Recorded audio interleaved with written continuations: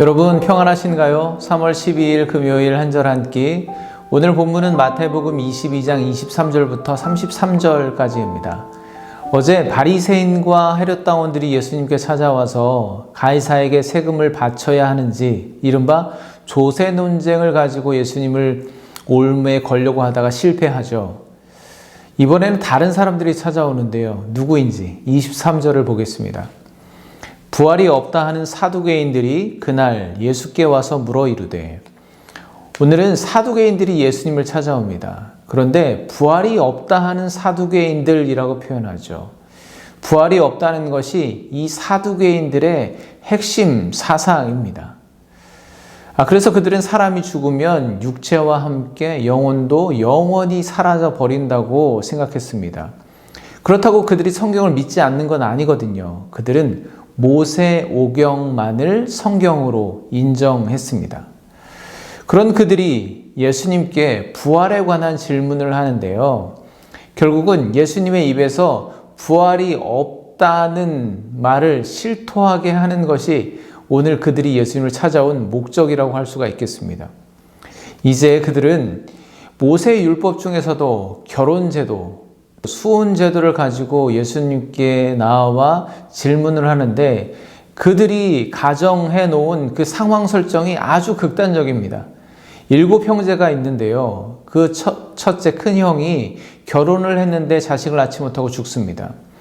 그래서 율법에 따라서 둘째가 형수를 아내로 삼아서 자식을 낳아야 되는데 자식도 낳지 못하고 또 죽어요. 그렇게 셋째, 넷째, 결국은 마지막 7째까지 그렇게 자식을 낳지 못하고 죽게 됩니다.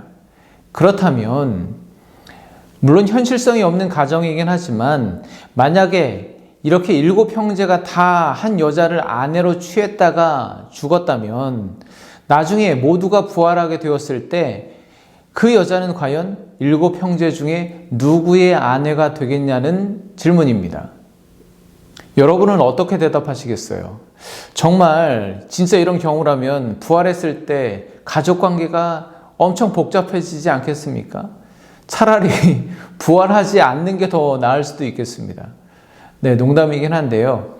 만약에 이렇게 생각한다면, 이렇게 대답하게 된다면 여러분은 지금 이 사두개인들의 올무에 걸려버린 것입니다. 사실 이들의 질문의 의도는 그 여인이 누구의 아내가 되어야 되겠느냐라는 것을 묻는 것이 아니라 이처럼 부활의 개념, 부활의 신앙이 얼마나 말도 안 되는 허무맹랑한 것인지를 그들 스스로 증명해내고자 하는 의도입니다. 그럼 예수님은 뭐라고 대답하셨을까요? 29절입니다.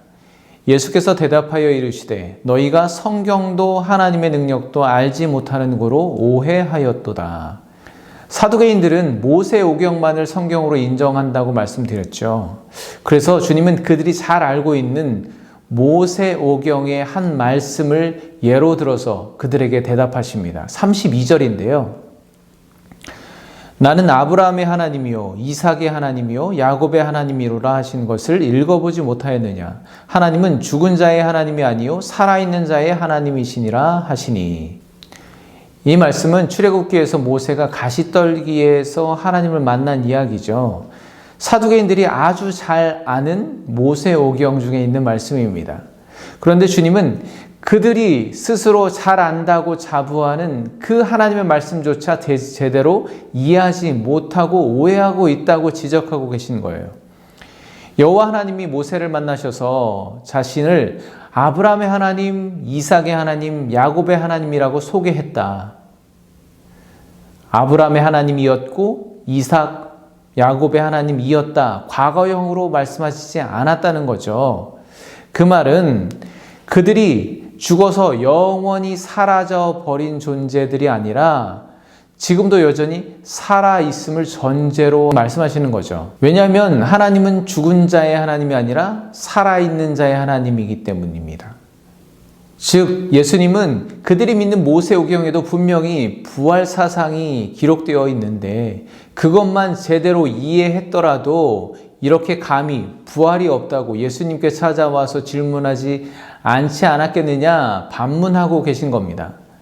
그러나 사두개인들은 현실에 안주한 나머지 성경을 온전히 믿지 않았습니다. 그리고 하나님의 능력도 제대로 이해하지 못했죠. 그렇게 그들이 자신하던 성경이 증거하는 부활을 믿지 못하니 부활 이후의 삶도 지금 이 현실의 삶과 동일하다고밖에 말할 수 없는 것이죠. 여러분, 왜 사두개인들이 모세 오경을 믿는다고 하면서 그것이 증거하고 있는 부활을 믿지 못했을까요?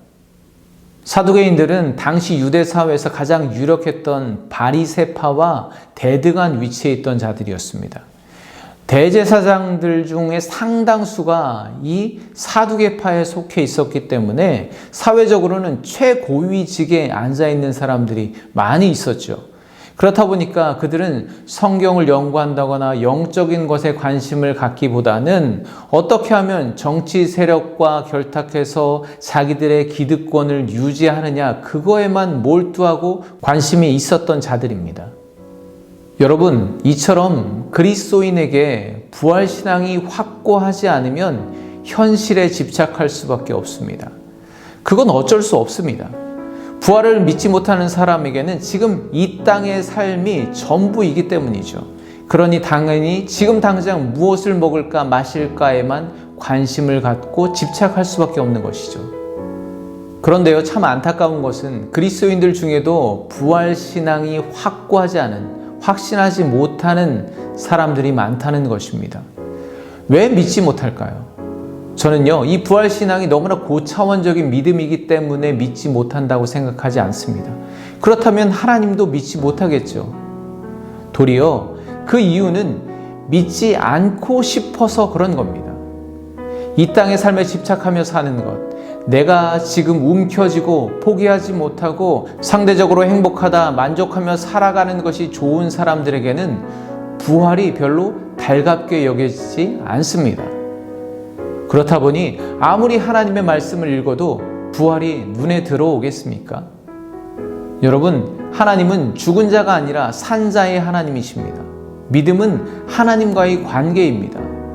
하나님은 예수 그리스도의 부활을 통해서 우리가 죽어도 하나님과의 관계가 끊어지지 않도록 지키십니다. 그러기 위해서 우리를 다시 살리셔서 살아있는 자의 하나님 되심을 기억하시기 바랍니다. 여러분은 정말 부활을 확신하는 그리스도인인가요? 그렇다면 여전히 세상에 집착하고 얽매이는 삶에서 벗어나야 하지 않겠습니까? 부활은 미래만이 아니라 우리에게 허락하신 바로 지금 현재에서 시작됩니다.